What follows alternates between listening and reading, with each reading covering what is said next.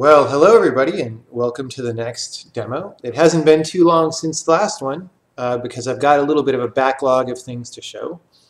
Although, what I'm about to show was only sort of completed in the last couple of days, so maybe it's not so much about a backlog lately. Anyway, why don't I just go through, I'm just going to go linearly through this demo program and we'll see where it's going, right? So I want to define some data structures just so we can do some operations on them. So I've got some colors, right? It's just an enum of different colors. I've got a guy structure that holds some fields like you normally might. It's got a name that's a string. It's got a health that's an integer, right? So your health might be 3 or 100 or something. It's got a favorite color that's one of these colors. And every guy's possibly got a best friend, which is a pointer to another guy, right? And then just to have something else, I wanted to have more than one struct type. I've got a thing, and a thing just has some float and a name, right? Okay. And I've just kind of got this initializer function. This is like a constructor, or if you are in C++ or something. We don't really have constructors yet, if we ever will. But this just gives you a new guy. It just makes a new one, right, when we say new guy, that uses the default allocator, which will be off the heap if you don't set it to anything else, but it could be your own allocator, etc. So far, this is just all things that we've seen many times before. If any of this is confusing, just go back and look at the earlier demos. Okay, so we're in main, and we're gonna make a few guys. We're going to make a guy named Frank, right? So he's got a name, Frank. He's got 100 health. His favorite color is blue, and he doesn't have a best friend yet because we don't have any other guys to point him at yet. We've got Joe. He's a little less healthy than Frank. He likes red, and his best friend is Frank. And Mary is tougher than either of those guys. She likes green, and her best friend is Joe. And then now that we've got all these people, we'll set Frank's best friend to Mary. And while we're at it, we'll make General Zod, who's very strong. He likes black, and he has no best friends because nobody likes poor General Zod. Okay, so we're just going to make an array with these 4 things in them. All right, so very straightforward. And we're going to print those. So why don't I just run this program? And so as usual, or as I often do with smaller programs, I'm just going to run it from within the compiler, right? Remember, we have compile time code execution. So down at the bottom here, I'm saying run main, and that just means, at compile time, when main is ready, when it's compiled, just run it with no parameters, right? So when I do that,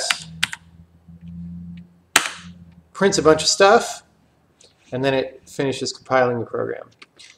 We're not going to care really about the fact that this is compile time execution. It's just a fast way to run it without me having to type 2 things.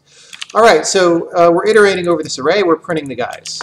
And that's giving us these, right? Remember our print statement, we're just saying print and dereferencing the data structure, the pointer, but our print statement is smart enough to print out all the fields and all that. All right, so that's good. Now, as we've demoed before in the earlier polymorphism demos, at least, or I don't remember which demos we did this before, but we have this function map, and map is a very, if you're a functional language person, this should be a very familiar concept, right? So we give it an array of some type. We don't care what the type is. And then we give it a function that takes an individual thing of that type and returns an individual thing of a different type, right? And map applies this function to every single thing in the array and returns an array of the new type, right? So, here we make a result array. For every item in the original array, we add f of that item to the new array, right? It's very simple, but, if you're doing like high-level kinds of just quick operations on a lot of things programming, this function will express a lot in a small amount of stuff, right? Like Lisp is basically built around this concept almost, and a few other things. It is not necessarily, oh, I just drank a little bit of tea that's too hot. So it's not necessarily the most efficient way to compute things, but I'm just using it as an example, right? Like it always allocates a result array, and sometimes you might want to do things in place or whatever. But by way of example, and you'll see why it's map in a bit, we're going to use map. Okay, so what's the thing that we might want to do to an array? We've got an array of guys, and let's make a function that just gets the name from a guy, right? So it takes a guy's input, returns a string, and returns the guy's name. And then we're going to make a new array names that's mapping over guys get name, right? So array of guys, get name on each guy gives you this array of names. And then for everything in names, we're printing that. Okay, and that's why we have this, right? It's 4 names, Frank, Joe, Mary, Zod, right? And it's in the same order as we put them in the array. None of this is new yet, right? This is all recap, but it's leading to where we're going to go. Now, get name, this version of get name is a very hard-coded get version, or get name, right? Like, it has to be a guy that we're taking, and the type of the name has to be a string. If we ever change the type of the name, or we change what we want to pass to this, we need a different function or something, right? Now we could start making it a little more flexible and a little more generic. So here's one step more generic, where we say get name, it takes a guy, and it returns whatever the type of the guy's name is, right? Return that. So we're just doing the same thing. So if we go to the output, we see the same output twice because we're doing the same thing twice.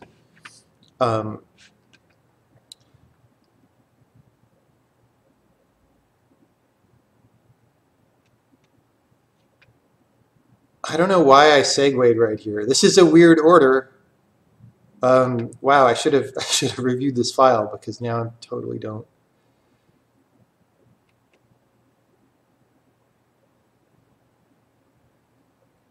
Why did I jump out of this? Let's continue in this sequence for one more step because of the way that I was doing this.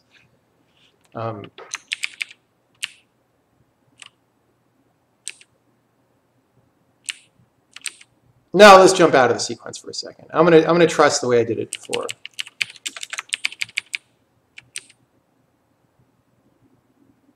Let's just you know, we're just doing some examples of mapping things on arrays. We'll come back to the guys is what we're gonna do. So to simplify the situation even,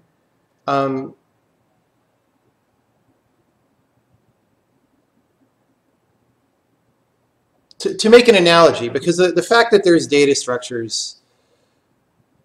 You know, we have this guy struct, it's got a lot of members, and we have that thing struct, and it's got different members. To simplify it for a second and then come back to the point, we're just going to switch to integers for a second, right? So I've got this thing do it, and it just takes an integer and a function, and we're even getting rid of the map for a second, right? So all this does is it takes a function and applies it to one element. So we're boiling down and simplifying for a second. So we have f, we apply it to x, we make a result, and we just print that, right? So we can pass different functions to that. For example, you could square the number, right? And this is a function like you might pass to map, but we're only doing one operation with it, right? So I'm calling do it. So I've got some element 11 and square, right? So here's square flat. The reason this is called flat will be obvious in a minute. But we're calling do it with that. So it'll take 11, it'll pass it to square, and it'll print the result, which gives you 121, right? And we're just doing that twice, again, to boil down to the simplest possible scalar case, right? Now we're also doing this with a thing called square poly, right? Which is more general. And this is we want to do the analogy of this for structs, right? But first we want to be more general, so we want to say, well, we could square an item, but it's a more generic programming kind of thing. So instead of squaring 11 as an integer, it could be 11.0, right? Because multiplication also applies to floats, right? So if I go run this again, oh wait, I totally...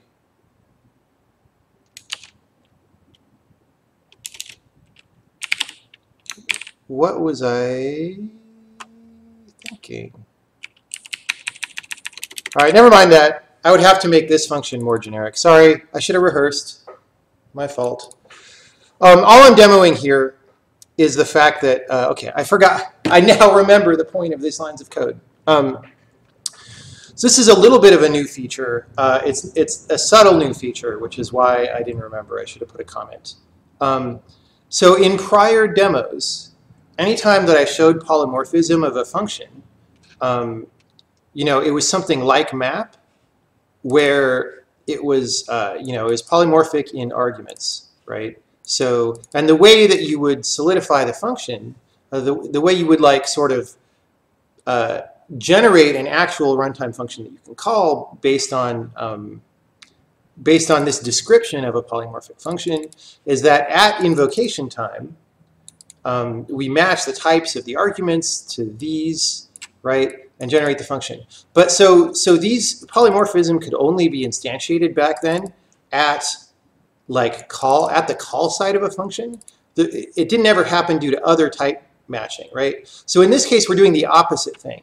We're taking a polymorphic function, right, and we're passing it to a non-polymorphic function. So a square poly has to be solidified, like it has to be turned into a real function by determining what t is at the time when we pass it to do it. That was the point of this, sorry. So, here we solidify a polymorphic, or specialize, I guess, specialize a polymorphic function by passing it as a parameter. And that is why I stopped to do this in the middle of the map example, because it's important. It's important to point out that this can happen, right? So you can specialize, you know, when you call a procedure, which is when you're usually going to do it. But you can also specialize in other contexts. So for example, it's just an argument and it's being passed here. Sorry, it's been long enough since I implemented that I totally even forgot that that was new. All right, so to get back to the map example then. So remember, we started, you know, we had a totally non-generic function here that returned the name of a guy. We're making it a little bit generic, right? And down here, we're going to make it more generic, right? So we're going to like maximally genericize this thing.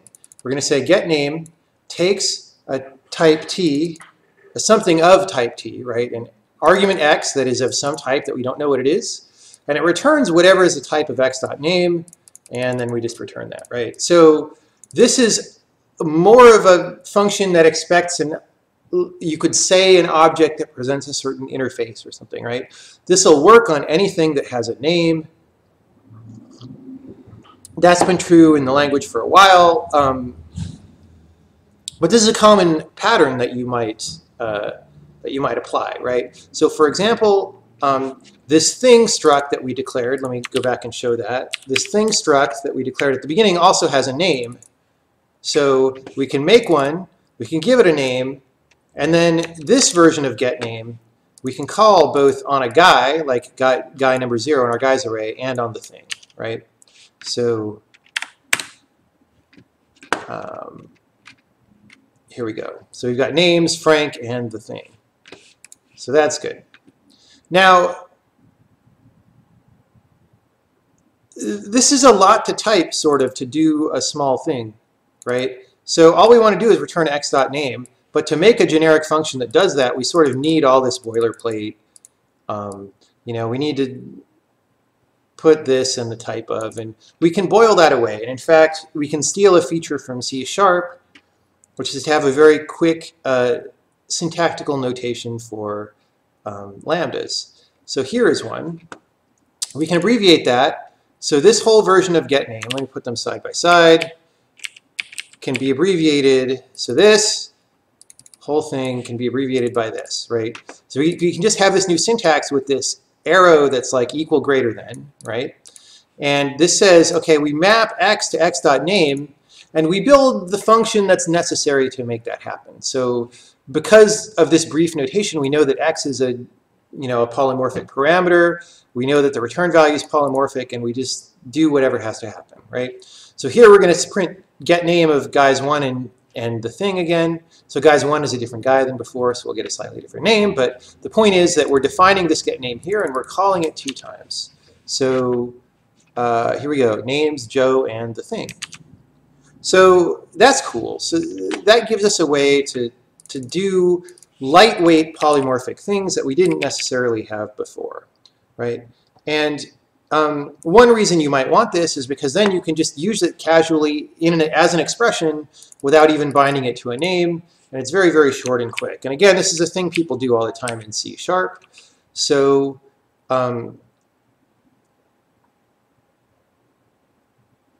here again, we've gone back to our original get name, right? That just maps over the guys and gets the names. And then we've boiled it down to, well, you know, the shorter syntax. And then we boil it down again, where we just say, well, if it's this short, we don't need to attach a name to it, right? We just say names is mapping over guys, map x to x.name, right? And so all 3 of these, Frank, Joe, Mary, Zod, Frank, Joe, Mary, Zod, Frank, Joe, Mary, Zod, we do the same thing 3 times. And that's just to demonstrate that let me try to fit these on one screen. If I can. I go to lower resolutions for demos, and it sometimes means you don't fit. So it's just to say that this is the same as this, which is the same as that.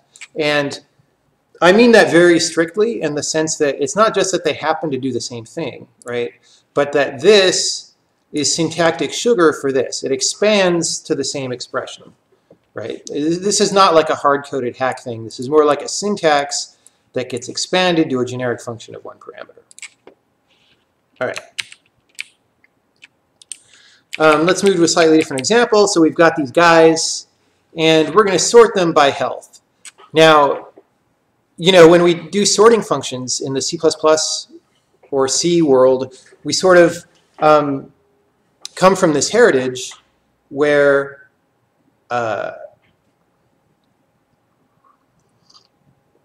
sorting functions always take 2 parameters, right? It's like a comparator function, and you know, you say if one is less than or equal to or greater than the other.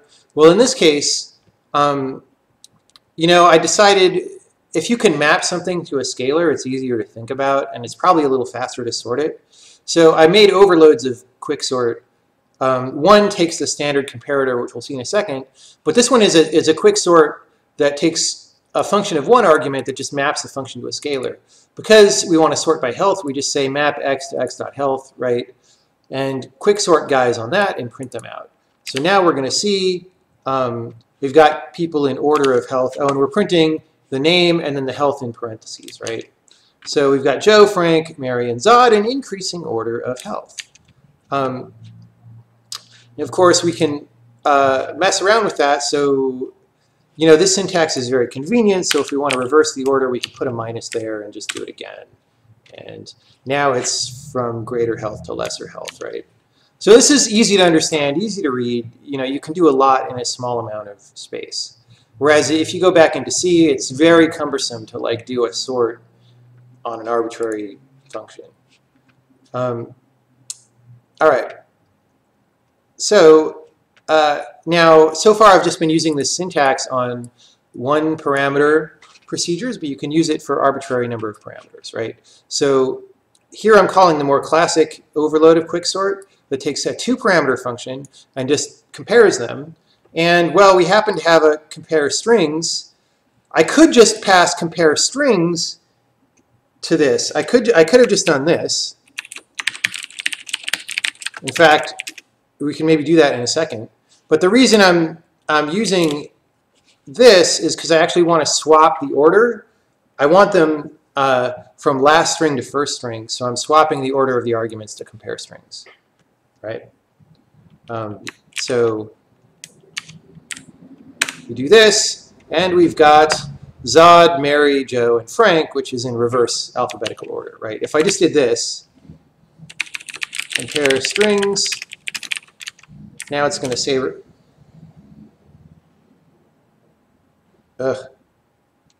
okay, I must have done something wrong. Oh, no, I can't say compare strings, duh. because compare strings to, okay. Sorry. In addition to swapping the order, we're also selecting names, right? If I pass compare strings, it wants strings, and it's trying to pass guys, right? So that's again, me. I've been working on a lot of stuff, and I forget what I'm demoing. Sorry. Okay, so we're doing two things here. We're taking the name, obviously, and we're swapping the order, and the result is that. Now, of course, you know, we can, sort of what I was saying is, you can put an out-of-line procedure here as well, instead of using this quick syntax. As always, it could just be any procedure, as long as it took the right kind of arguments, which compare strings doesn't. All right. So, now, what's interesting about this is, let's go back to this one especially, right? This is the kind of lightweight expression that people who like dynamic languages, right, languages that aren't compile time type checked, they say they like this kind of thing, but it's like, oh, you don't have to, you know, put types everywhere and think that hard about what types things are. Well, we already got rid of that a long time ago in declarations, unless you want to put types here. You usually don't need to put the type of something in a declaration. It's just inferred from the thing on the right, right? And now you can actually have lambda parameters with that same kind of expression, but none of this is dynamically typed, right? This is not dynamically typed. This is not dynamically typed. They're both completely statically type checked at compile time, just like C or C++. It's just that you have a very lightweight syntax to do it, to designate these things, right? And so one might start to ask, well, what, if you don't really need the language to be dynamically typed and error prone in order to have easy expression like that, then what are the benefits that those languages actually provide, right? That should be a question. All right. So now the thing to point out about this, oops, I misspelled mechanism. The thing to point out about this is this is not, like I said, this is not a specially hard-coded thing. This just desugars into this. And so to make all these routines work, the general polymorphic variable matching system, the thing that figures out what type T is, for example, has to be working really hard for you. And the thing that I'm demoing today that you can't probably tell yet unless you've thought about it and have been surprised by what I've seen. So we're sort of demoing two things. One is just this nice little syntax here, but the other one is a well, not necessarily brand spanking new, but a nicely powered polymorphic matching engine that solves harder problems than, for example, C++ is able to, right? So C++ would not be able to do some of the things that we've demoed already. And I'm going to zoom in on that and show you exactly what it can't do. Whereas we just blasted past that stuff like effortlessly. I mean, I forgot what I was demoing for a little bit, and you know, we had a little speed bumps because of that. But for the most part, you probably didn't notice that we did anything hard, right? And that's when languages are really pulling their weight, is when you can do things that previously were kind of hard and you don't even notice. All right. So I've got a little C++ demo. I wrote a C++ program. It's a very simple one. It's called template test. And we're going to go back and do some simple operations on integers. So this is now C++. You can maybe understand this a little bit better if you're used to C++. And we're just going to make this function called inker, takes a 64-bit integer, returns that plus 1, right? And we're just going to, you know, we're going to pass this to functions like we were doing with other stuff. Now, we want a polymorphic version of inker, and the question is, how do you do that? If you're going to do the equivalent of what I was just doing, you might try something like this, where you say, okay, it's a template, and it returns x plus 1, and the type of its return value is whatever the type of x plus 1 is. This doesn't work for some reason. I'll show you what happens there. Oh, it does work on this compiler. Wait. Interesting. That didn't work on the last compiler that I tried it on. It might be that it works now in Visual Studio 20 Wait. Then wouldn't it complain that these are ambiguous overloads? Am I compiling the right thing? Let me just... I am. All right. Okay. So that didn't work in... No, it doesn't work. I don't know what just happened, but okay. This is, I mean, when you start using templates in C++, things are so weird and error prone.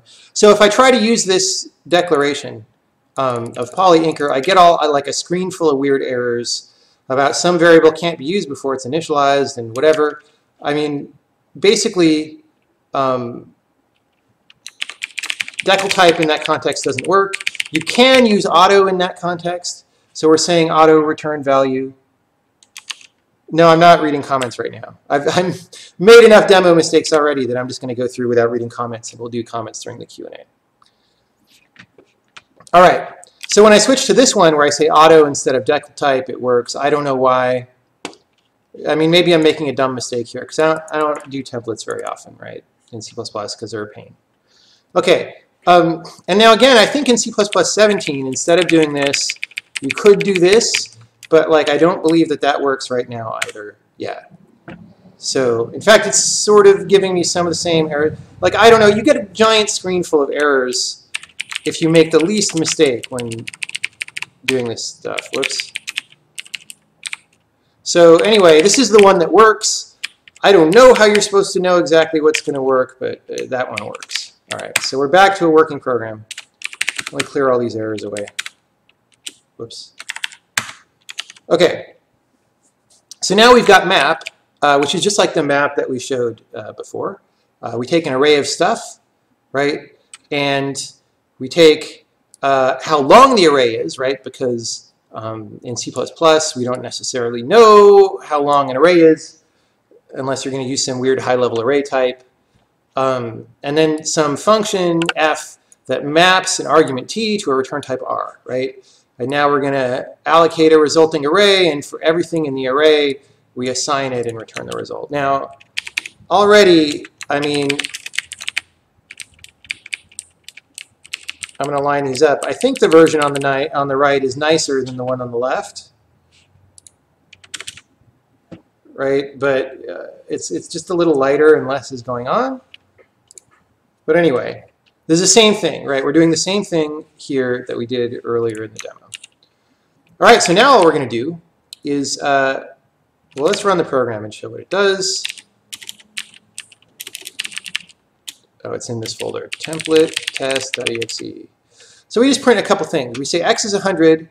We call polyinker on it, which is the template version of inker, and we get 1 at 1. And then we'll show what we're doing with the array stuff here, right? So x and polyinker of x, and we're just printfing that, so that's very straightforward. We've got an array of 5 integers, 1, 2, 3, 4, 5, or they're in 64 t's actually, right?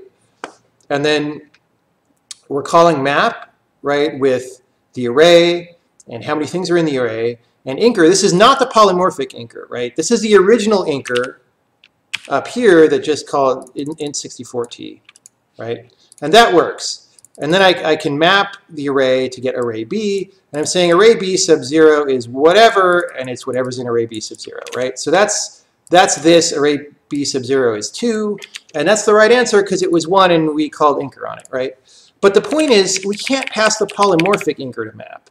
So here I'm going to try and make something called array C that's mapping over array with polyinker, right? So we're calling this template function map with this template function polyinker, and it's not going to work unless somebody fixes something automatically, right? No, like, okay, map, no matching overloaded function found, auto map could not deduce template argument for R, see declaration of map, right? And then annoying errors that have nothing to do with anything, right? So what it's trying to say is like, look, you're passing this polyinker, and we don't know what the type is of that thing's argument, right? And you're trying to match it to R, or we also don't know what the return value is, right? And you're trying to match that to R, which we also don't know, and it's like it can't figure it out, and it's giving it up, right? So this happens a lot in C++. That was the whole point of this spiel so far. The C++ excursion is just to show that there are cases when the template variable matching engine, I don't know if there's an official name for that or whatever, but when it just gives up and can't tell you what the answer is.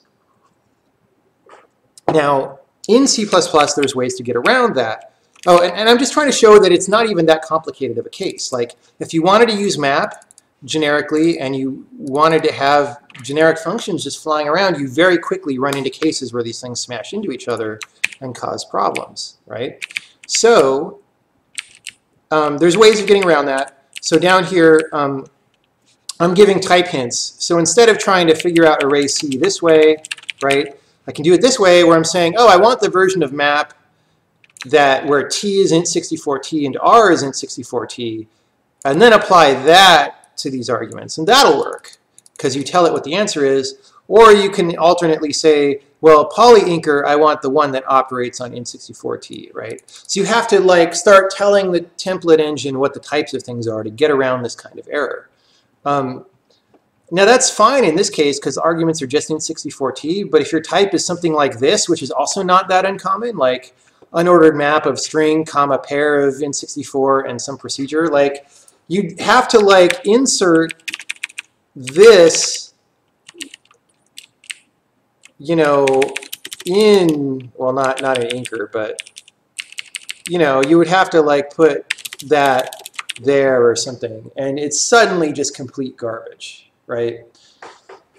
This is one reason among many why I don't use C++ templates very much. I don't know how well other languages template matchings do. Like I tried to do an equivalent demo in D, but I actually couldn't figure out from the D web pages how to make simple template functions do the right thing. Like it was very confusing. Like I thought it said it was talking about template functions, but then it seemed to be like structs with data members and whatever. So if someone wants to send me a D example of this and let me know how it does, that'll be good.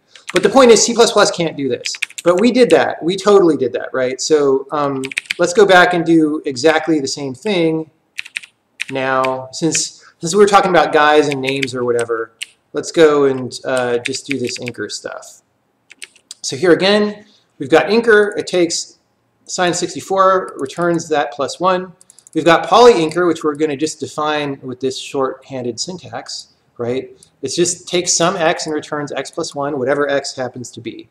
We've got an array of 5 integers, and we're going to map anchor over the array first. That's the non-polymorphic anchor, right? Just like we did in C++. And we're going to print that.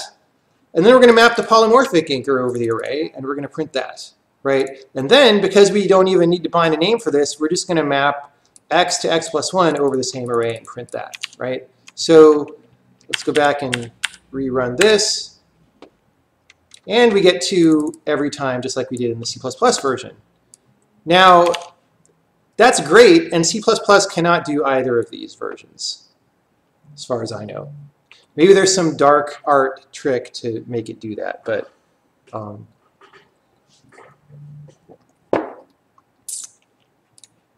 anyway. So let me talk about how we solve this, right?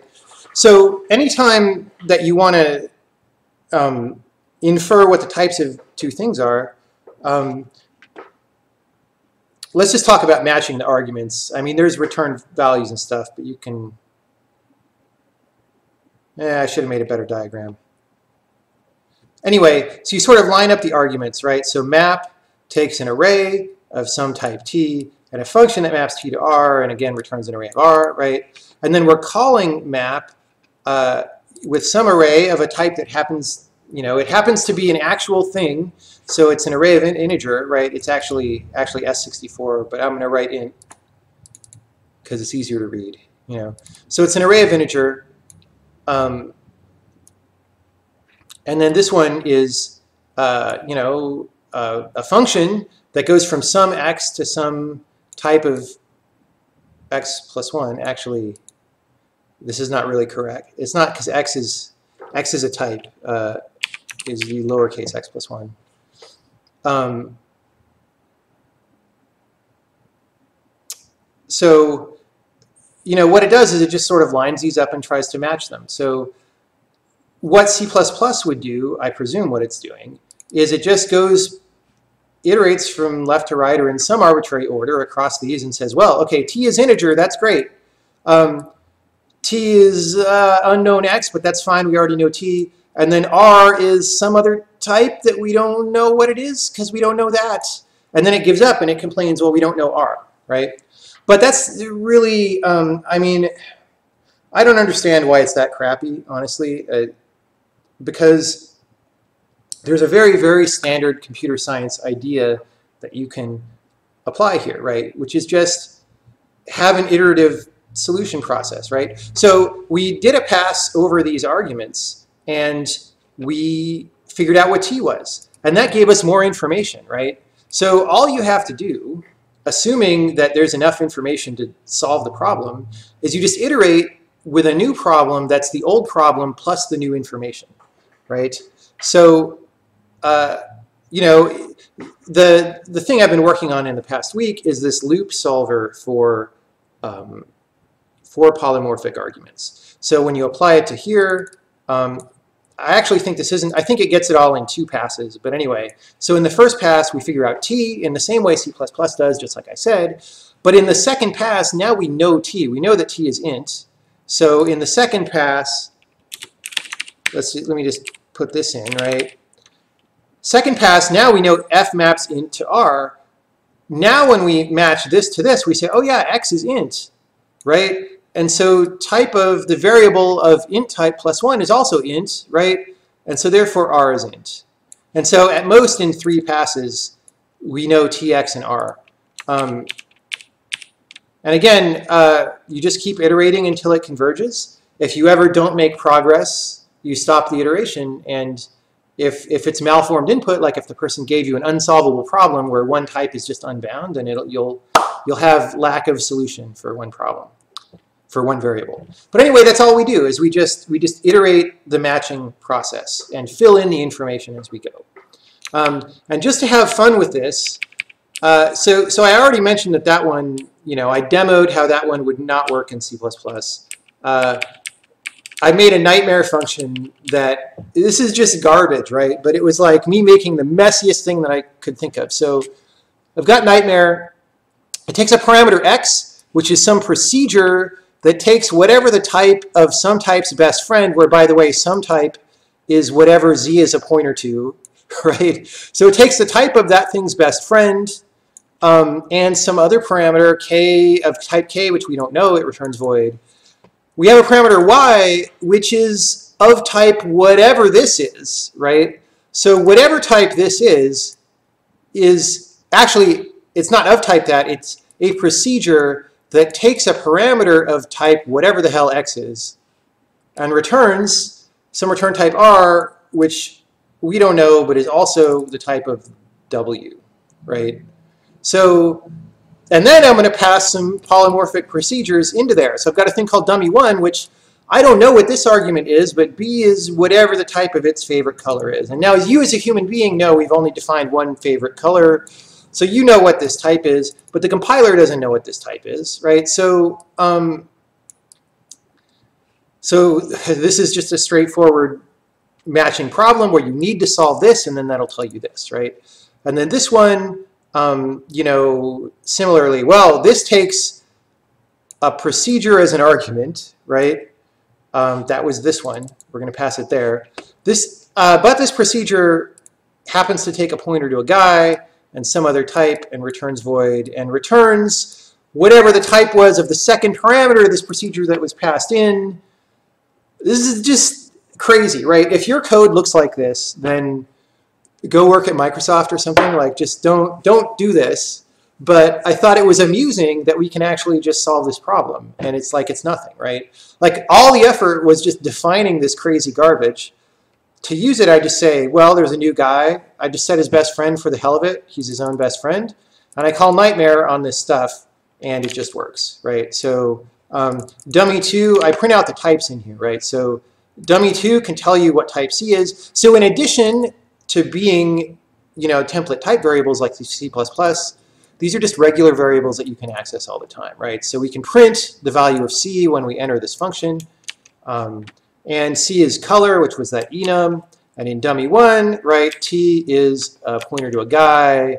And this is, of course, a color, right? Now, let's go into the compiler for a second and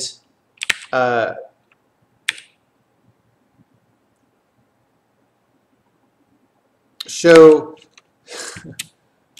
I'm trying to remember what file it's in, polymorph.cpp, yeah.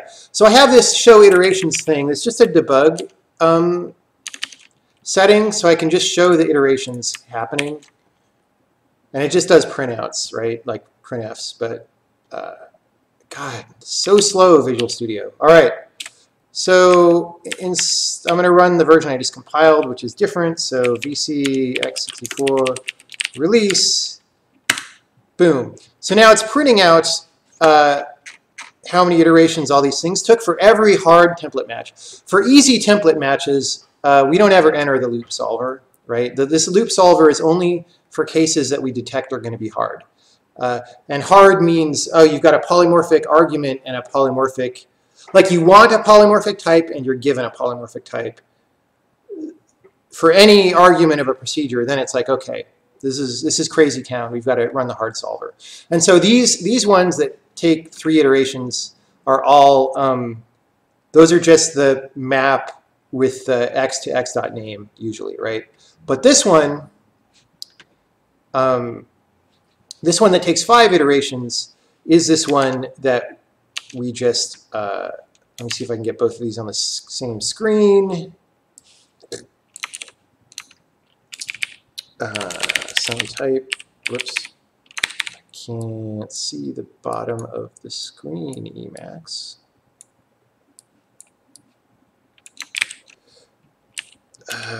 Demo, what is my demo? It's called test demo quick lambda. But you don't even remember what your lambda is called. Okay, so here it's saying, you know, in iteration 1, for argument 3, we got a match on some type, right? So this is the easy one, right? So argument 1, it didn't find anything. Argument 2, it didn't find anything. Argument 3, we knew what some type was because it was a pointer to guy, right? But down when we call it, this is just a guy. So it's like, okay, I know how to do that match. And that's all it got out of iteration 1. But now that it knows some type, right, it's up here. So it can figure out some type of some type's best friend, right? Now that isn't bound to a template variable, but we know this type, we know that's a pointer to guy, and that is matched against this $t in the argument. So we're figuring out t in argument 1 in the given expression is like what you give it when you call the procedure, right? So now we know t because we knew some type, right? Iteration 3, now that we know this, we also know this, right? Because we know this is a guy, we know guy.favorite color, and we're matching that against k. So argument 3, we know k. Iteration 4, we get c in this guy. Why do we get c? Because we know type of x now, right? We know type of x, and we match that against this, and that gives us c here, right? And then iteration 5, we finally know r because we know c, and that's here, and that matches to here. So that's all you got to do. It's a well-formed problem, right? It just takes a few steps to figure it out, and I don't know why C++ doesn't do it. Maybe that's like on the table for future C++s, I don't know. But this was the craziest thing that I could think of. Like I was literally just like flailing on the keyboard to like figure out what to type here. And this is more complicated than any real code I'm hopefully ever going to have, and it works, right? So again, it's complex because we need to ping pong back and forth between the function we're calling and the arguments we're passing, right? We need to take some knowledge from here, some knowledge from here, you know, back to here, back to there, but it works. You just keep iterating and use the information that you have. I'm sure that this is like, I don't follow the academic programming language literature, but I'm sure this is a very basic idea, right? And why it's not done in C++, I don't know. So I'm not, let's be clear, I'm not presenting this as rocket science, right? This is like the obvious thing that you would do if you wanted to solve this problem. In terms of implementation, the biggest difficulty was just, you know, tracking the state of your knowledge about this problem in a compiler where you've got data structures all over the place that operate in certain ways can be entertaining to try and do. That was the biggest part of it. So that's the point of the demo right there. All right. Now here's something that's scary. There's sort of a bug in the representation of how the compiler works that I'm not sure what to do about. I only discovered this today because I wanted to test my loop solver. I was like, okay, if I give it an unsolvable problem, then it better still terminate, right? I don't want to have introduced a bug with an infinite loop or something. So I just did this. Instead of that, let's do that. So this should be totally unsolvable, right? Because A is just going to match against T, and you know, we have no information, right? But to my amazing surprise, this actually works. And I was like, what the hell, right? And I'll tell you why this works. It's very amusing to me. But here, it actually works just fine. It finds A and some type both in the same iteration. And you're like, what? Where does A come from? So where A comes from is that here we have Y as the type of X. And because these variables are discovered via type matching, you like match the pattern of one type against the pattern of another type and see where things line up, and that gives you the answer. The type of X is right now, it's, so after the procedure is specialized, the type of X is just a regular procedure type. You know, it takes whatever these types are and returns void. But before it's specialized, while it's part of a polymorphic procedure, it's a polymorphic procedure with matching variables in it, right? So what happens is we end up matching Y against dummy 2 because, you know, dummy 2 is the second argument that we pass down here. We end up matching Y against that, and we get like, oh, type of X, and X is A and K, and so A is this A, and so obviously A is pointer to guy. Now, I don't think that's a good idea, and I think I'm going to have to actually put in some countermeasures to make that not happen, because the whole point of this syntax was to sort of say, oh, A is authoritative, like this determines what the type is. But maybe not, because maybe, you know, maybe sometimes you want to figure out harder problems. Like, let's say we didn't have a way to match this, but we were matching this just fine. Maybe we should allow, if it can't do it using the authoritative types, to match the non-authoritative ones and map backwards, right? So maybe the solver has to have like a two modes, like, oh, we couldn't find everything with the authoritative, so let's do a fallback. I don't know if that's going to be necessary in practice. It certainly wasn't necessary here. But this was just humorous. I don't know what to do about it right now, because I have to, I mean, I guess I can think of some solutions. But it works, which is hilarious. All right. Now, in case you're thinking, okay, but you're adding all these high-level features that make for slow code, let me just remind people of some of the features that I made before that make this kind of thing fast. So remember, we have auto bake and inline at the calling site, right? So here I've made a function repeat, or procedure repeat, because it's going to have side effects, that demands that you pass it a thing known at compile time, and just iterates and calls that inline, right? So no matter what, this really ought to be just as fast as anything, right? So here we're going to say repeat 5 times. Here's a quick lambda with no arguments, which we haven't shown that yet, but the syntax for no arguments looks like that. I could have just done this, but I don't know, maybe you might want, because you see stuff like x goes to x.name all the time, you might just want to say something like this as a super shorthand syntax, but I don't know. So anyway, the syntax for 0 arguments is empty parentheses right now. So we can see that it prints print me 5 times, just as you would expect. Now that's really the important part of the demo, is that all that stuff works. Now, while I was at it, and since last week was operator overloading and infix procedure calls and stuff, I decided to play around with that a little bit. So I made a few more functions here. Here's our get name friend again. I don't know why I did that in the old way, but I did.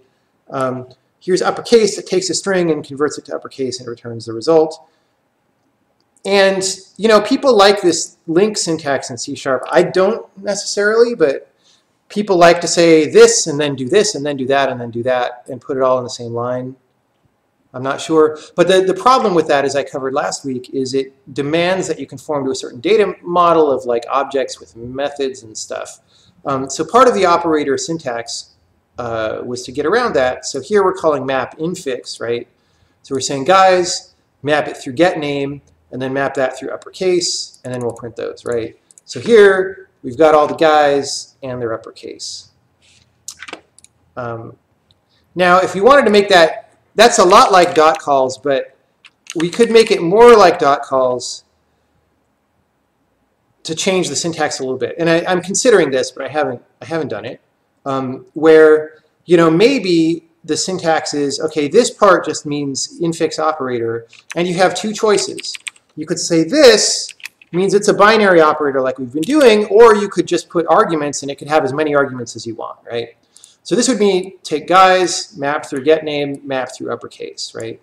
Which looks almost exactly like, the link syntax would be for this would be this, right? And if you get rid of the spaces, it really looks like basically the same thing. The difference is we're not conflating dot, right? So that's an option I'm thinking about. I don't know what to do there. Right, so again, I'm just reiterating, like, okay, you don't have to make that get name. You can just put that there. So I do the same thing, and we've got the uppercase names. And then I'm just kind of, let me go back to a fuller window. I'm just kind of playing around now. So here's a version of each it's like map, but it doesn't generate a result array. And at that point, it basically is just a for loop, right? But you can do stuff and pass procedures to this and do things that would have to be macros in C, right? Anyway, so now we're packing all this on one line. So before we were like generating the names array and then printing it. So now we're going to say, hey, take the guys, quicksort them by health, and for each guy, print a line, right? So if you like that style, and we're printing the health in parentheses, right? So if you like that style of doing everything on one line, then there's that for you. I'm sorry about this selection. I need to discipline myself to select a nice looking area.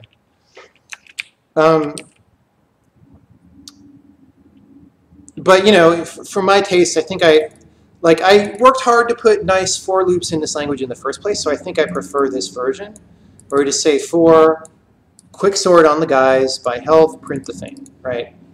But if you had a long string of operations or something, you might prefer this if you wanted to think about them sequentially.